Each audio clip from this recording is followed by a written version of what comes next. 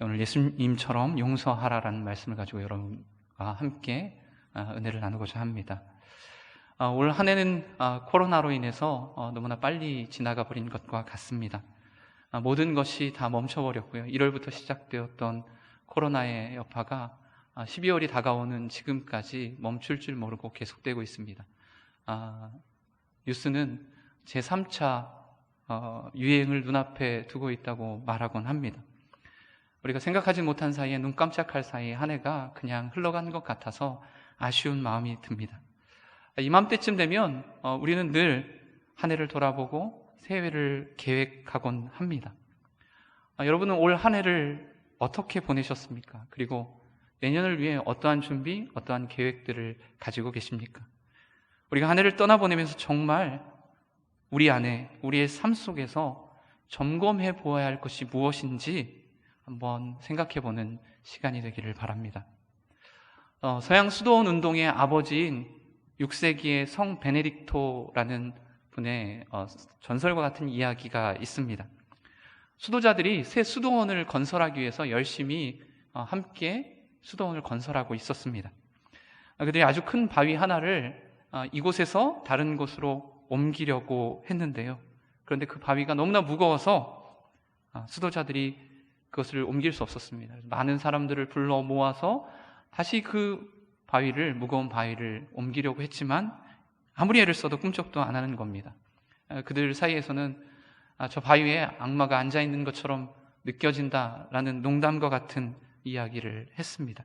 그때 마치 그곳을 지나가고 있던 베네딕토는 그 이야기와 자초지종을 다 듣고 난 이후에 그 바위를 향해, 그리고 그 수도자들을 향해 안수하고 기도했습니다. 그래서 마치 어두운 그림자가 그 바위에서 빠져나가는 것처럼 수도자들은 그 바위를 가볍게 옮길 수 있었습니다. 어찌 보면 이 이야기는 옛날 옛적 그냥 고리타분한 전설과 같은 이야기로 우린 치부해 버릴 수 있습니다. 그러나 이 이야기에 우리는 영적인 진리를 발견할 수 있어야 합니다. 저는 지금 양재 온누리교회 양재에서 섬기고 있는데요. 저와 함께 섬기고 계신 한 목사님이 예전에 북경 온누리교회에 계실 때 있었던 일을 저에게 들려주신 적이 있었습니다.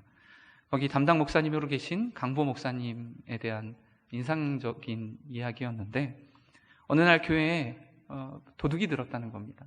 도둑이 들어서 교육자실에 있던 서랍들, 그리고 중요한 물건들을 다 훔쳐갔습니다. 그런데 그 도둑은 사실은 알고 있었던, 일면식이 있었던 사람이었습니다. 그런데 중국이라는 상황 때문에 아무리 그 사람을 찾으려고 해도 찾을 수 없었던 거죠. 근데 많은 사람들이, 그곳에 있던 목회자들과 직원들이 모두 잃어버린 물건들을 어떻게 찾을지, 그리고 그 도둑을 어떻게 잡을 수 있을지 혈안이 되어 있었답니다. 강보 목사님은 그것과는 전혀 다른 반응을 보였기 때문에 그 목사님이 굉장히 인상적이었고 마음에 와닿았다는 이야기를 해 주었습니다. 모두가 잃어버린 물건과 도둑을 잡는데 온 신경을 집중하고 있었는데, 강보 목사님께서요, 그것보다 혹시 우리가 하나님과의 관계에서 잃어버리고 있는 것은 없는지 한번 살펴보았으면 좋겠습니다. 우리의 삶 속에서 구멍난 것은 없는지, 또는 사단이, 마귀가 우리가 알게 모르게 우리의 삶 속에서 정말 중요한 것들을 훔쳐가고 있지는 않는지 기도하며 살펴보았으면 좋겠다는 말씀이었습니다. 현실에 일어난 일을 현실의 것으로 본 것이 아니라 현실적인 차원에 넘어서 영적인 차원으로 생각한 것이죠. 그리고 그것을 통해서 진짜 우리가 놓치고 있는 하나님과의 관계를 점검해 보라는 말씀이었습니다. 여러분, 우리가 살다 보면요, 이해할 수 없는 많은 일들을 만나곤 합니다.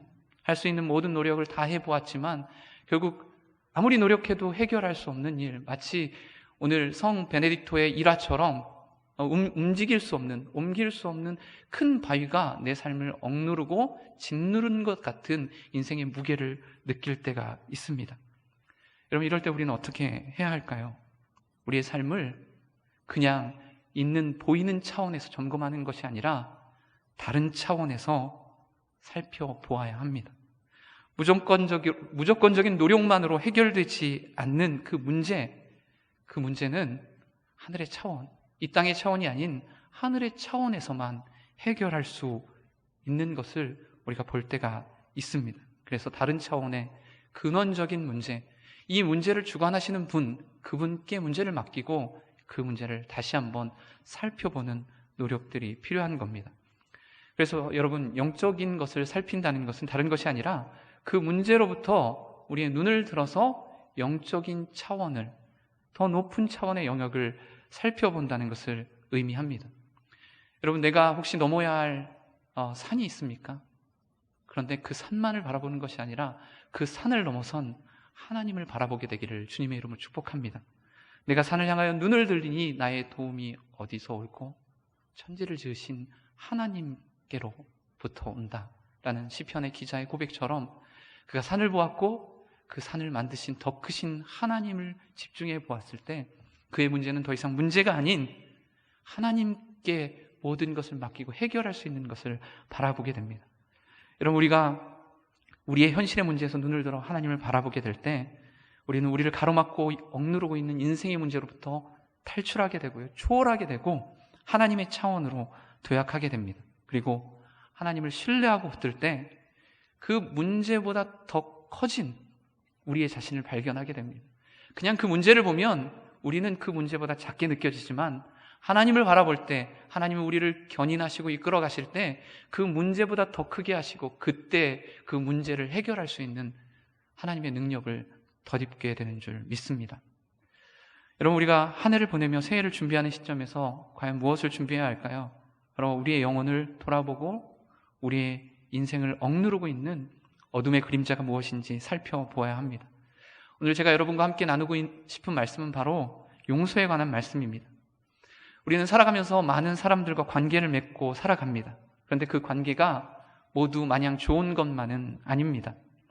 살다 보면 원하든 원치 않든 간에 상처를 주고받게 됩니다.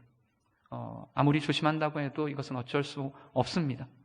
물론 그 일이 서로를 더 깊이 이해하고 더 알아가고 더 관계를 돈독하게 만드는 일이라면 다행이고 좋은 것이지만 대부분 그렇지 않은 경우가 더 많은 것을 우리는 경험하게 됩니다.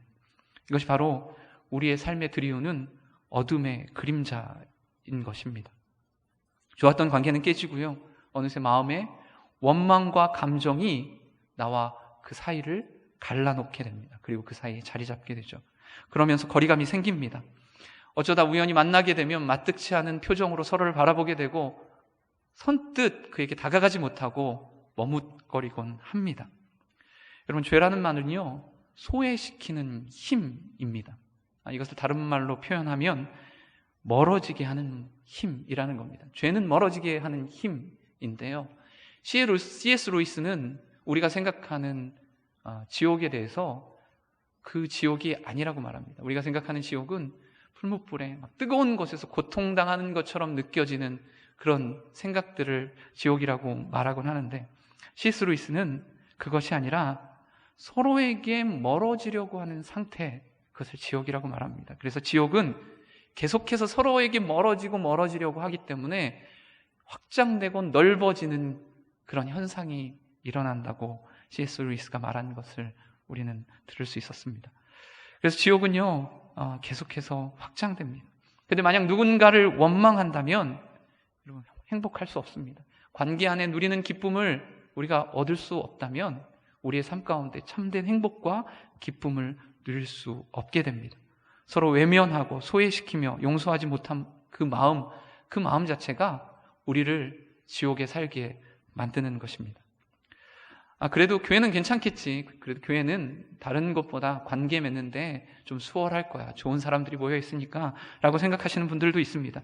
그런데 아무리 이상적인 공동체라도, 그 신앙의 공동체라고 할지라도 사람이 모인 곳에는 갈등이 있기 마련입니다. 중요한 것은요, 그 갈등이 생겼을 때 우리는 그 갈등을 어떻게 해결할 수 있느냐입니다. 우리는 대체로 공동체에 갈등이 생길 때 어떻게 그 문제를 처리합니까? 대체로 그냥 없는 것처럼 덮어버리고 싶은 마음들이 있습니다.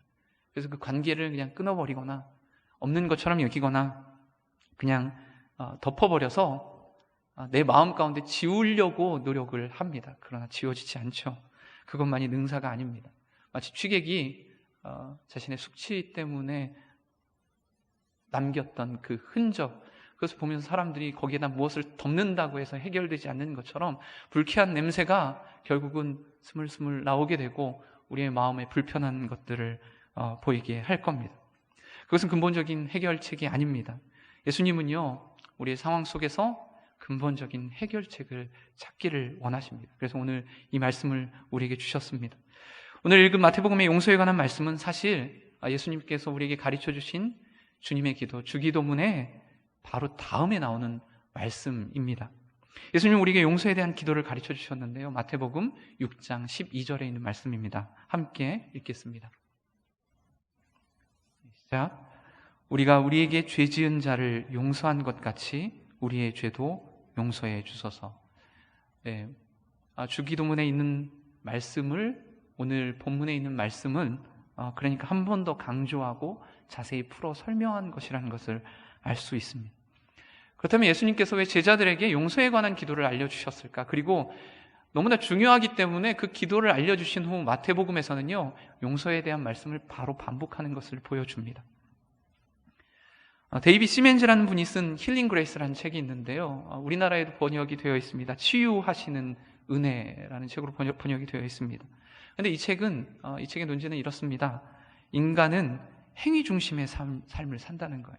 인간은 행위를 중심으로 삶을 살게 되는데, 우리가 어떤 사람을 평가할 때 그 사람이 어떤 생각을 가지고 어떤 높은 고매한 지식을 가지고 있느냐, 그것이 중요한 것이 아니라 그가 가지고 있는 생각과 가치관과 신념을 그가 정말 제대로 살아내고 있는가라는 것을 가지고 그 사람을 평가하려고 한다는 것입니다. 그래서 누군가 만일 선한 일을 많이 했다고 한다면 우리는 그를 칭찬하고 높여줍니다. 좋은 사람이라고 말합니다.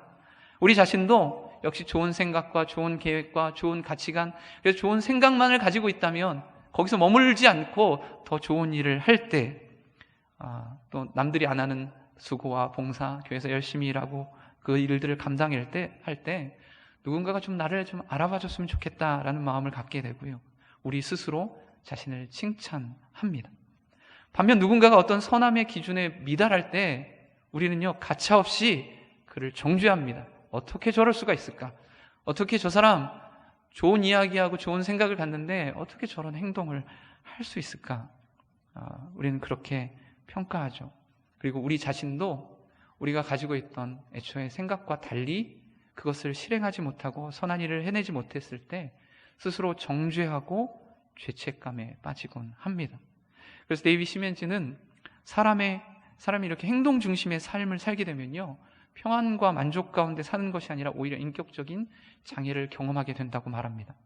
그런데 과연 여러분, 어떤 사람이 올 한 해 나는 내가 생각한 것, 내가 계획한 것, 그 방향대로 선한 일들을 정말 온전히 이루고 살았습니다 라고 자부할 수 있겠습니까?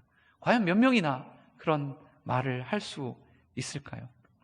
그래서 사람들은요, 행동 중심의 삶을 살아간다고 했을 때 결국 두 가지 심리장애 가운데 살아가게 됩니다. 하나는 죄책감이고요, 또 하나는 정죄감입니다. 나를 향한 죄책감, 그리고 누군가를 향한 정죄감을 갖게 되는 거죠. 예수님이 가르쳐 주신 용서의 기도는 우리가 우리에게 죄 지은 자를 용서하여 준 것 같이 우리 죄를 용서하여 주시옵소서. 그렇다면 왜 예수님께서는 이 기도를 우리에게 알려주신 걸까요? 그것은 바로 우리가 죄책감과 정죄감을 가지고 살아가기 때문입니다. 우리를 향하신 하나님의 마음은 이렇습니다. 한 주간 하나님, 내가 하나님의 뜻대로 살고자 했는데 그러지 못했습니다. 저는 정죄받아 마땅한 사람입니다. 죄책감에 사로잡혀 삽니다. 그런데 하나님은요, 괜찮아. 그래도 내가 너희를 용서했어. 그러니까 죄책감에 빠져 사는 것이 아니라 내가 너희를 용서한, 구원한 그 감격과 기쁨으로 살아갔으면 좋겠다. 여러분, 이것이 하나님의 마음입니다. 우리는 하나님뿐만 아니라 다른 사람에게도 죄책감을 가지고 살아가곤 합니다. 우리가 서로에게 잘못하며 살기 때문에 서로를 용서하고 용서를 구하고 용서하며 살아가야만 죄책감과 정죄감으로부터 벗어나서 하나님이 주시는 구원이 무엇인지를 맛보고 누릴 수 있습니다. 그래서 예수님께서는요, 이 기도를 통해서 너희가 죄책감과 정죄감에 빠져 사는 것이 아니라 하나님의 구원을 누리면서 살아라, 하나님의 구원을 체험하면서 그 기쁨으로 살아라 말씀하고 있는 것입니다. 여러분, 우리가 어떤 존재인지 아는 것이 참 중요한데요, 우리는 어떤 존재일까요? 오늘 이 기도, 예수님께서 가르쳐 주신 기도는요, 우리가 진짜 어떤 존재인지를 말해주고 있습니다. 그것은 우리는 용서받을 필요가 있는 죄인이라는 겁니다. 그리고 누군가를 용서하며 용서를 받으며 용서를 구하며 살아갈 수밖에 없는 그런 사람이라는 것을 오늘 성경은 우리에게 말씀해 주고 있습니다. 그런데 문제는 우리가 나의 죄는 하나님께 용서받기를 원하지만 내게 죄 지은 사람을 용서하는 것에는 거리낌이 있다는 겁니다. 아주 인색하다는 겁니다. 나는 용서받기 원하면서 용서하고 싶지 않은 마음이 있습니다. 정죄감이 있습니다. 복수심이 있습니다. 그것으로 살아갑니다. 그것이 바로 다른 사람이 아닌 여기 서 있는 저이고 우리 모두입니다. 그래서 어떤 분들은요, 주기도문을 외우다가 이 부분을 참 힘들어합니다. 그냥 빨리 주기도문 드리거나 아니면 이 기도를 드릴 때 침묵하는 분들이 있습니다. 왜냐하면 이 기도는 조건절로 되어 있는데요, 내가 용서해 주어야 하나님이 용서하시는 것처럼 보여집니다. 그래서 하나님, 제가 지금 용서할 마음이 없습니다. 제가 누군가를 용서하고 싶지 않습니다. 이 기도를 드리고 싶지 않습니다 라는 마음으로 입을 닫아버리곤 합니다. 그런데요, 이 기도는요, 시제를 통해서 보면 조건절처럼 보이지만 조건절이 아닙니다. 이 기도의 내용은 사실은 동시에 일어난 동시적 사건입니다. 내가 먼저 내 이웃을 용서하는 것이 먼저 일어나는 선시제가 아니라, 그래야 하나님께 용서받을 수 있는 후시제가 나타나는 것이 아니라, 하나님께 용서받는 것과 또 내게 죄를 범한 사람을 용서하는 것이 동시에 함께 일어나는 일이라는 겁니다. 왜냐하면 만약 하나님께 용서를 구하면서도 하나님 나를 용서해 주십시오 라고 말하면서 누군가를 용서하지 않겠다고 하면, 누군가를 용서하지 않는 그 부분에 대해서는 내가 책임지겠습니다. 나는 그 부분은 용서받지 않아도 됩니다. 하나님, 이 부분은 내가 충분히 감당할 수 있습니다 라는 영적 교만함이기 때문입니다. 그래서 이 두 시제는요, 사실 차이가 없습니다. 그리고 이 주기도문은 하나님께 드리는 청원기도일 뿐만 아니라 서원기도입니다. 하나님, 우리가 용서받기를 원합니다. 그리고 주님이 우리를 용서해 주신 것처럼 용서할 수 있는 사람이 되기를 원합니다. 우리를 그렇게 인도해 주십시오. 청원기도와 서원기도가 함께 하는 것이죠. 알리스 데어 맥킨타이어라는 신학자가 있습니다. 그는요, 우리 인생에 나는 무엇을 해야 하는가라는 질문, 그것에 앞서 우리가 질문해야 할 것인데, 그것은 우리는 과연 어떤 이야기의 일부로 살아가고 있는가? 우리는 어떤 이야기에 포함되어 살아가고 있는가? 이 질문에 대답할 때만, 이 질문이 해결될 때만 나는 무엇을 해야 하는가 대답할 수 있다고 말합니다. 여러분, 세상에는 두 가지 이야기가 있습니다. 하나는요, 우리 중심으로 하는, 우리 인간이 정의라는 이름으로 행해지는 정죄와 복수의 이야기입니다. 또 하나는 하나님의 정의라는 이름으로 행해지는 은혜와 용서의 이야기입니다. 어떠한 사람도 이 둘 범주 안에서 벗어나는 것 없습니다. 우리가 모두 이 이야기 안에 살고 있는데, 한 사람은 사람의 정의를 통하여 이루고자 하는 복수와 정죄의 이야기, 또 한 사람은 하나님의 정의, 바로 은혜와 용서의 이야기에 편입되어 살아가게 됩니다. 하나님은 계속해서 우리에게 은혜를 베푸십니다. 우리를 구원하여 주십니다. 그리고 우리를 용서해 주십니다. 그런데요, 인간은 그 하나님의 이야기가 아닌 자신의 이야기, 자신의 힘으로 만들어가는 보복과 복수의 이야기를 선호합니다. 가인이 그랬고 라멕이 그랬고, 수많은 성경의 이야기의 인물들이 하나님의 이야기보다 자신의 이야기에 집중합니다. 그러나 하나님은요, 그 이야기를 하나님의 이야기로 바꾸기를 원하시는 거죠. 하나님의 보호하심은 무시하고 자신에게 위협이 되는 사람을 복수한 가인과 라멕의 이야기. 라멕은 자신에게 상처를 준 사람을 죽였습니다. 그리고 가인을 위하여는 벌이 7배이지만 자신을 위해서는 벌이 77배라고 자신의 아내에게 자랑합니다. 내가 보복한 것, 복수한 것, 그가 받아 마땅하다. 내게 준 상처는 그 이상을 갚아주어야 마땅한 것이다 라고 말하는 것이죠. 그것이 정의이냐? 우리는 생각합니다. 그래서 그렇잖아요. 내가 한 대 때리면 2대 때려줘야 되고, 어렸을 때 남동생과 싸울 때는 늘 한 대 때리면 한 대 때리면 되는데 한 대 때리면 2대 때리고, 그럼 2대 때리면 3대 때리고, 이래서 싸움이 커져갑니다. 성경에 보면 눈에는 눈, 이에는 이라는 그런 보복법, 렉스탈리오니스라는 복수의 법이 있습니다. 이걸 보면 그러면 눈에는 눈, 이에는 이, 그럼 때려줘야겠다 이런 마음을 갖게 되는데, 사실 하나님께서 이 계명을 주신 이유는요, 인간의 이러한 악한 마음 때문입니다. 하나를 상처받았을 때 그 이상, 라멕처럼 내가 77배를 갚아주어야 속이 풀리겠다라는 인간의 악한 마음에 대해서 너가 받은 것만 갚아주어라.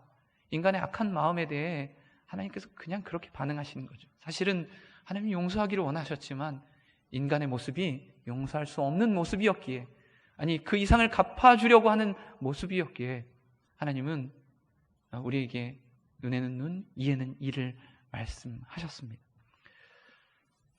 죄된 인간은요, 하나님의 은혜와 용서의 이야기보다는 정죄와 복수의 이야기에 익숙해져 있습니다. 그래서 우리가 좋아하는 이야기, 수많은 인기 드라마, 소설들, 그리고 뉴스에서 듣는 각종 매스컴을 통해서 들려지는 수많은 이야기들이 사실은 보복과 복수의 이야기입니다.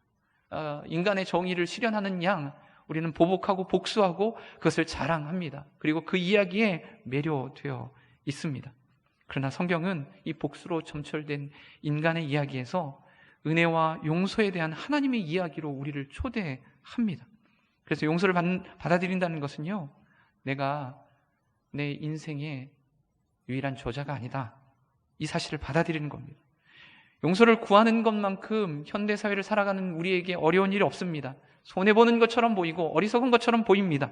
내가 내 삶의 유일한 저자이기를 그렇게 바라지만, 그런데 그것이 아니라 내 삶의 주인이 하나님이시라는 것을 인정하는 것은 고통스럽습니다.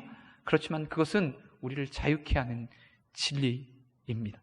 진리를 알지니 진리가 너희를 자유케 하리라. 우리가 우리 인생을 책임져야 하는 잘못된 헛된 믿음 안에서 벗어나 하나님께서 우리를 책임져 주시는 자유와 해방, 거룩한 인생을 살게 되는 것입니다.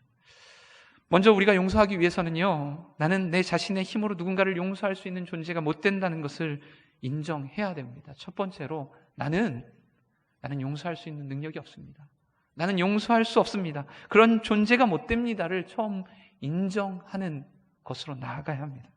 원수를 용서하는 것은요, 우리 자신의 힘으로 원수를 품고 원수에게 용서를 베푸는 것이 아닙니다. 내가 하는 것 아닙니다.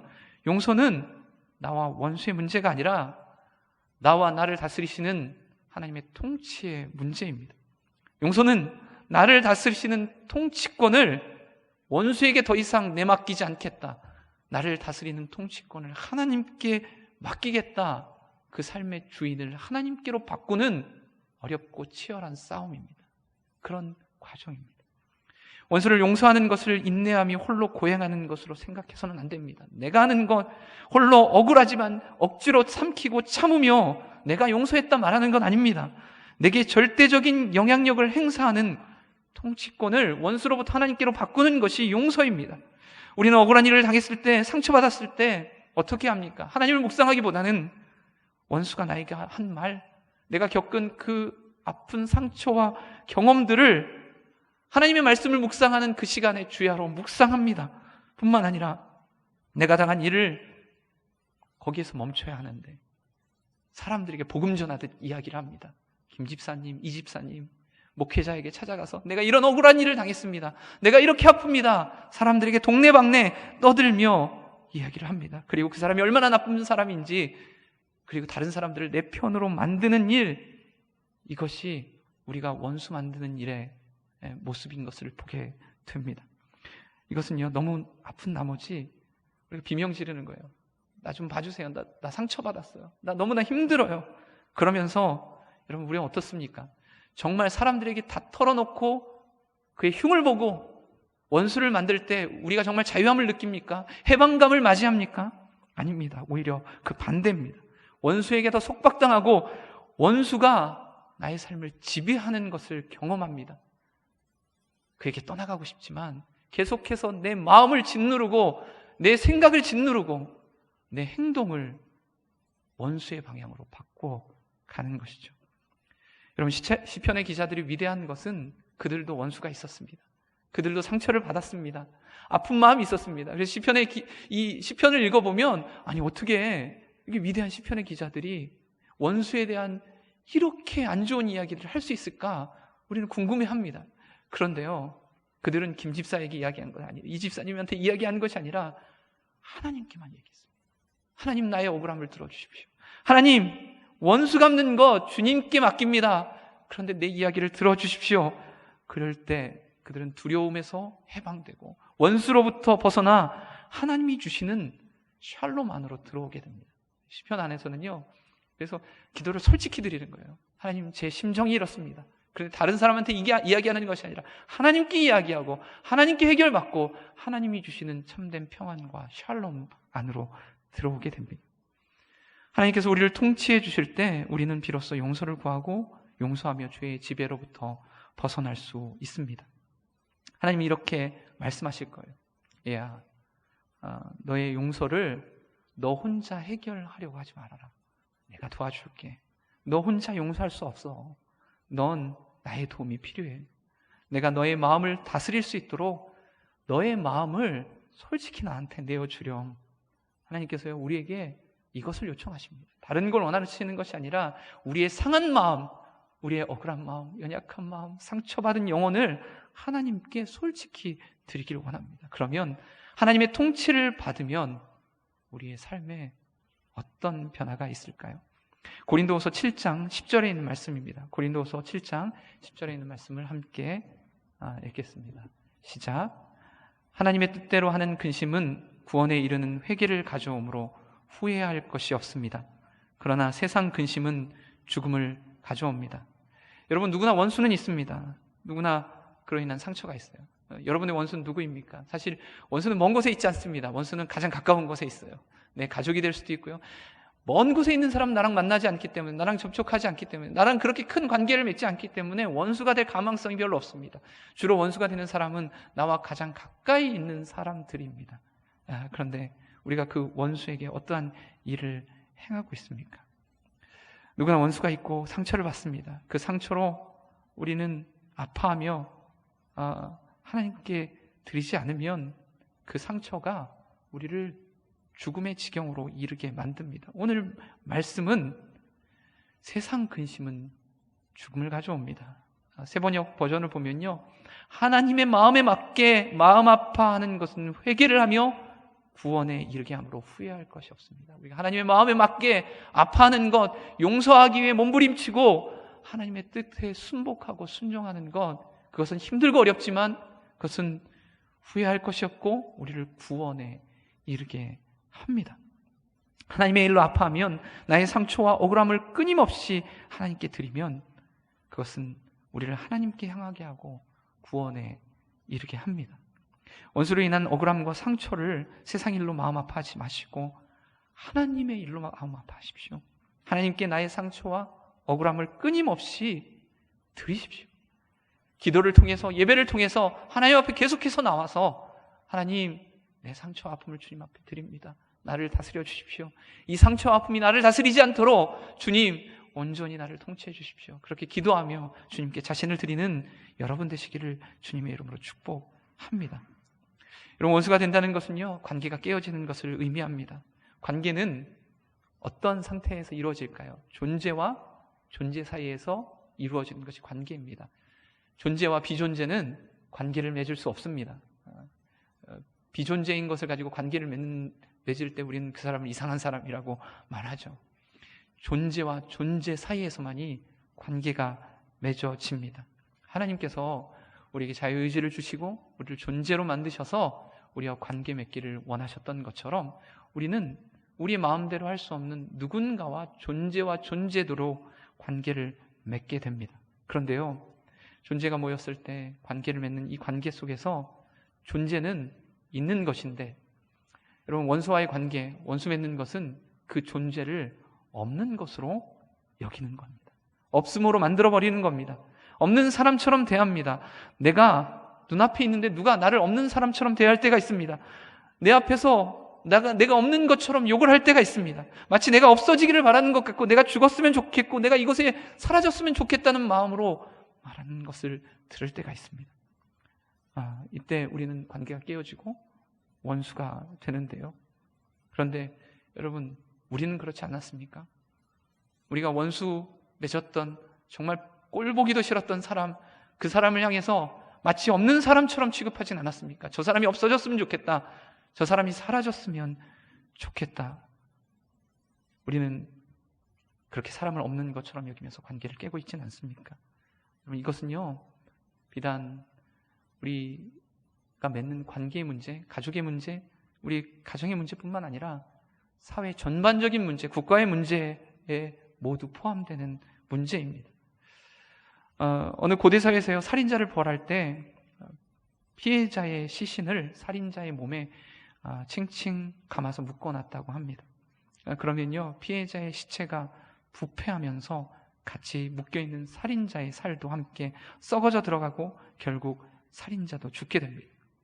우리가 누군가를 없는 것처럼 그 사람이 죽었으면 좋겠다고 마음에 살인을 하게 될 때, 여러분, 우리는 그와 함께 칭칭 동여매져 함께 썩어가는 겁니다. 용서는요, 내 몸에 칭칭 동여매져 있는 이 썩어가는 시체를 떼어내는 작업입니다. 용서하지 못하는 것은요, 썩어가는 시체를 그냥 끌어안고 함께 추락하고 썩어가는 것을 의미합니다. 원수에게 상처받는 사람으로 살지 말고 하나님의 통치를 받는 사람으로 사시길 바랍니다.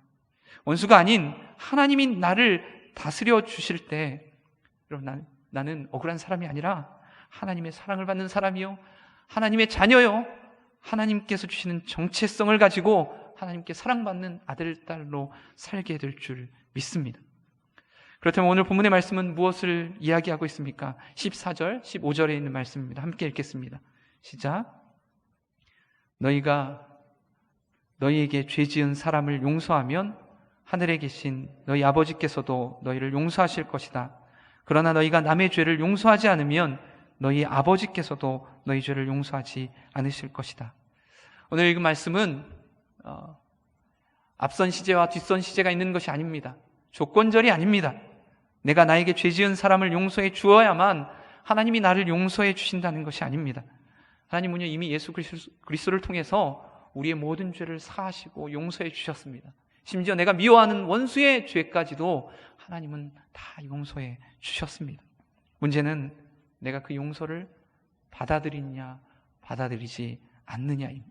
내가 그 용서를 누리며 사느냐, 그 용서를 누리고 살지 못하느냐입니다. 만약 내가 누군가를 용서하지 못한다면 용서를 못하는 것에서 끝나는 것이 아니라 하나님의 사랑이 얼마나 위대한지를 모르는 겁니다. 하나님의 통치와 나라로부터 떠나서 원수의 지배 아래 놓이게 되는 겁니다. 하나님의 은혜와 용서의 이야기가 아니라 죄인들의 정죄와 복수의 이야기 속에 살아가는 겁니다. 그런데 이것은 하나님께서요, 슬퍼하시는 거예요. 그리스도를 통해서 우리를요, 원수의 영역에서 구원하여 주셨습니다. 그들의 통치와 지배, 사단 마귀, 사망과 죽음의 권세에서 우리를 구원하셔서 생명과 성령의 법안에 거하게 해 주셨습니다. 하나님은요, 우리가 누군가를 용서함으로써 하나님의 나라와 통치 안에 살기를 원하시는 줄 믿습니다. 우리가 두 번째로 용서하기 위해서는 우리가 하나님께 용서받아야 할 존재라는 것을 인정해야 합니다. 또한 사람에게도 용서받아야 할 존재라는 것을 인정해야 하는 거죠. 이것은요, 우리가 심판자가 아니라 심판자의 자리에서 내려와 나는 죄인입니다, 하나님께 나의 삶의 통치권과 나의 삶의 영역의 모든 것들, 그 주권을 내어 맡기는 겁니다. 하나님께 드리는 겁니다. 이것은 우리의 죄를 용서받을 때 참으로 남의 죄를 용서할 수 있다는 것을 의미하죠. 용서를 경험해 본 사람만이 진짜 용서를 할 수 있습니다. 내가 용서받아야 누군가를 용서해 줄 수 있는 사람이 됩니다. 그런데 우리는 할 수 있죠. 왜? 예수 그리스도께서 우리를 용서해 주셨기 때문입니다. 그리스도인들은요, 늘 선한 행위를 하고 원수를 용서할 준비를 갖추고 있는 사람들이 아닙니다. 우리도 여전히 용서가 필요하고 용서할 수 없는 존재입니다. 우리의 용서는 우리가 용서받는 것에 대한 응답으로 시작할 뿐입니다. 하나님이 나를 용서해 주셨으니 나는 그것에 반응해서 용서할 뿐입니다. 우리의 용서는 우리에게 해를 가하고 우리를 힘들게 하는 사람을 향한 나의 우월한 의식, 관대함, 그런 행위가 아니라 우리를 용서하시는 하나님의 용서에 대한 감사의 행위입니다. 오늘 어느 목사님께 그 교회에 다니고 있는 한 성도님이, 여자 성도님이 찾아왔습니다. 남편과 이혼하고 직장에 다니면서 세 딸을 키우고 있는데 늘 올 때마다 탄식을 늘어놓는 겁니다. 남편이 저를 버린 후에 매달 돈 문제로 생활고를 겪고 있습니다. 남편은 재혼을 해서 잘 먹고 잘 사는데 아이들을 위해서 양육비도 대주지 않는데, 그래서 내 아이들 용돈조차 주지 못합니다. 그런데 제가 남편을 어떻게 용서할 수 있겠습니까? 목사님은 그 성도님에게 전 남편을 용서하라고 말한 까닭은 그를 두둔해서가 아닙니다. 그가 용서받을 만한 정말 고매한 정신을 지니고 있어서가 아닙니다. 그것은 계속 성도님의 머릿속에 그 사람이 남아있다면 성도님을 더 괴롭히고 분노하는 사람으로 만들 텐데, 그 사람이 그러한 자격이 없다는 겁니다. 그리고 그 자격을 내어주어서는 안 된다는 겁니다. 사실 그 여자 성도님은요, 더 이상 그 남편과의 관계를 회복할 수 없었지만 여전히 전 남편을 붙잡고 놓지 않음으로써 스스로에게 해를 끼치고 있었던 겁니다.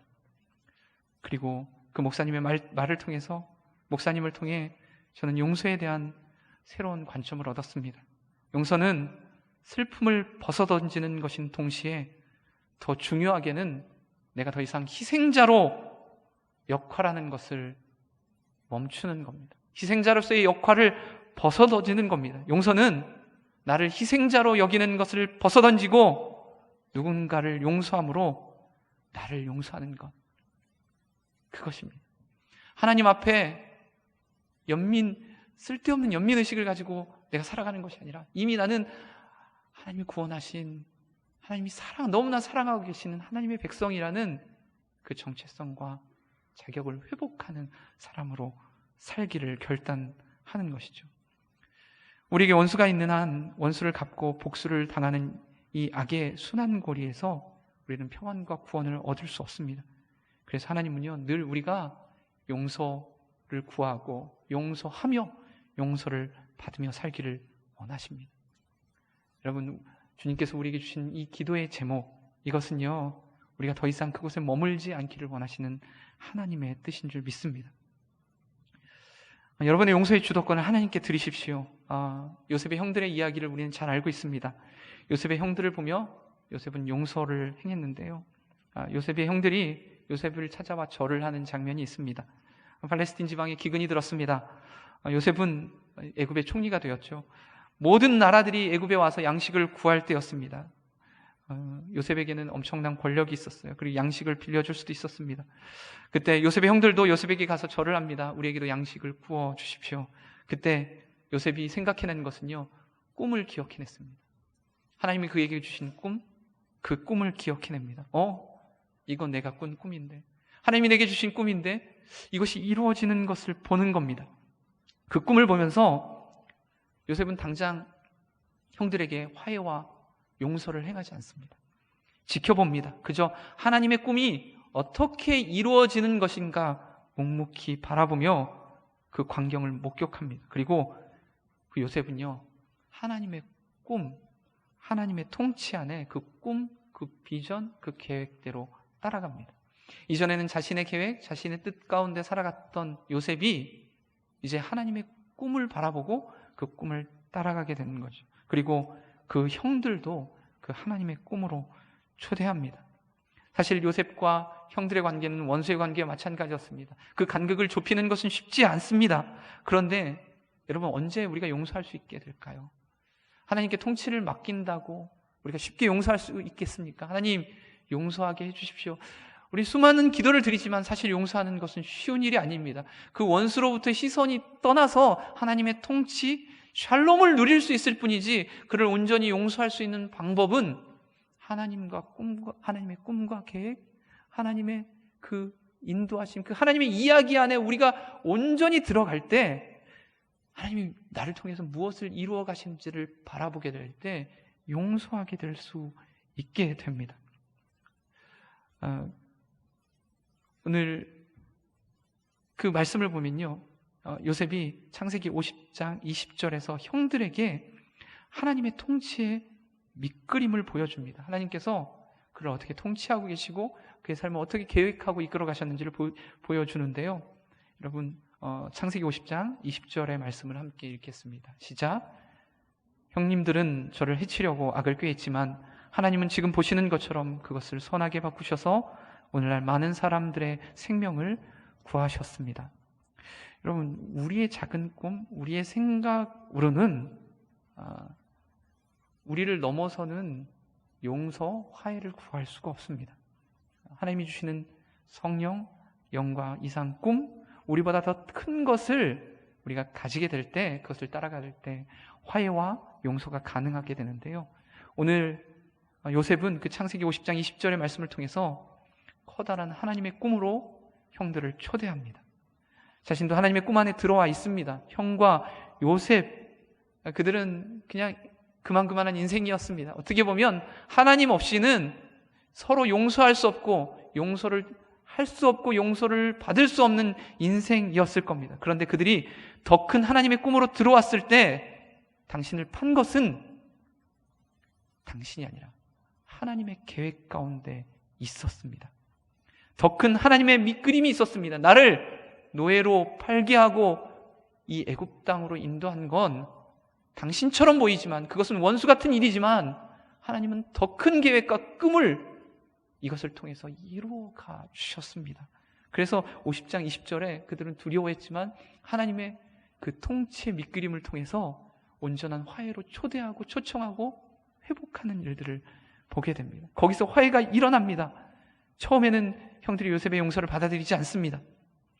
여러분, 우리가 누군가 원수를 용서한다고 할 때 그들이 아이고 감사합니다. 저를 용서해 주셔서 감사합니다. 제가 잘못했습니다. 그럴 것 같습니까? 그렇지 않습니다. 그럴 수도 있지만 우리는요, 의외로 용서를 받아들이지 못합니다. 용서하는 것도 어렵지만 용서를 받아들이는 건 더더욱 어렵습니다. 우리의 자존심이 허락하지 않는 것이죠. 그런데요, 여러분, 우리가 언제 용서할 수 있을까요? 가해자가 관계의 회복이 확실한 리더가 되지는 못합니다. 특별히 은혜 받은 피해자는요, 관계 회복을 하는 리더가 될 수 있는데요. 용서를 하고 용서가 받아들여지는 그 성취 가운데 피해받은 사람, 상처받은 사람이 먼저 용서의 손길을 내밀어야 합니다. 그러나 용서를 하고 용서가 받아들여지는 그 모든 상황과 성취는 하나님이 하시는 것이지 사람이 할 수 없습니다. 내가 한 일부분을 순종해서 용서를 청할 수 있습니다. 손을 내밀 수 있습니다. 원수에게 용서한다 말할 수 있습니다. 하지만 그 용서를 이루시는 분도 하나님이십니다. 그것을 우리가 감히 내가 용서했다고 말할 수 없습니다. 우리는 다만 하나님의 통치와 지배와 그분의 나라 안에, 그분의 역사 안에, 그분의 계획 안에 들어갈 때 변화된 존재로 관계를 변화시켜 나갈 뿐입니다. 그래서 요셉은요, 하나님의 큰 그림, 하나님의 계획을 형들에게 보여줍니다. 그리고 이것을 통해서 하나님의 더 큰 계획이 있습니다. 그들을 초청하는 것이죠. 그렇게 볼 때 형들은 요셉의 용서를 받아들이고 그들의 악행이 하나님의 계획보다 작다는 것을 알게 됩니다. 그리고 거기에서 하나님의 진정한 용서와 화해가 이루어지는 것을 보게 됩니다. 여러분, 원수 갚는 것은요, 우리에게 달려있는 것 아닙니다. 하나님께 달려 있습니다. 용서하는 것도 하나님께 달려 있습니다. 내가 내 삶의 주인이 되려는 태도를 내려놓고 원수 갚는 것, 용서하는 것 하나님께 맡기고 우리는 하나님만 바라보아야 합니다. 하나님만이 나의 주인이라고 고백해야 합니다. 나의 꿈과 소망을 내려놓고 더 큰 하나님의 꿈과 계획을 만날 때 거기서 하나님께서 참된 용서를 이루어 주실 줄 믿습니다. 오늘 말씀의 제목은 예수님처럼 용서하기입니다. 예수님처럼 용서하라입니다. 예수님을 어떻게 용서하셨을까요? 예수님은 하나님의 더 큰 구원의 계획을 아시고 순종하셨습니다. 그리고 자신의 모든 것을 다 내어 쏟으시고 십자가에서 우리를 구원하시는 더 큰 계획에 자신의 계획을 순종하고 하나님께 온전히 맡기셨습니다. 여러분, 예수님처럼 용서하는 것, 바로 하나님께 우리의 자신을 온전히 의탁하고 우리의 삶의 계획, 우리의 삶의 모든 것들을 하나님께서 주관하실 것이라는 믿음으로 순종할 때, 그때 하나님께서 여러분의 용서를 이루어 가실 줄 믿습니다. 한 해 동안 우리는 얼마나 많은 상처와 아픔으로 원수를 만들고 또 고통당하고 있습니까? 또 누군가에게 상처를 주거나 억울하게 하지는 않으셨습니까? 여러분, 기억을 하십시오. 우리는 하나님께 용서받았습니다. 우리는 하나님의 심판의 모든 것을 맡기고 이 기도를 드려야 합니다. 하나님, 우리를 다스려 주십시오. 우리를 용서하여 주십시오. 그래서 우리에게 잘못한 사람을 용서할 수 있도록 하나님의 용서를 우리의 삶의 계획 가운데 이루어 주십시오. 내가 하나님의 다스리심을 받아 새로운 존재가 되어서 하나님의 샬롬, 하나님과의 온전한 관계 속으로 들어갈 수 있도록 우리를 인도해 주십시오. 그렇게 기도하는 우리 모두가 되기를 주님의 이름으로 축복합니다.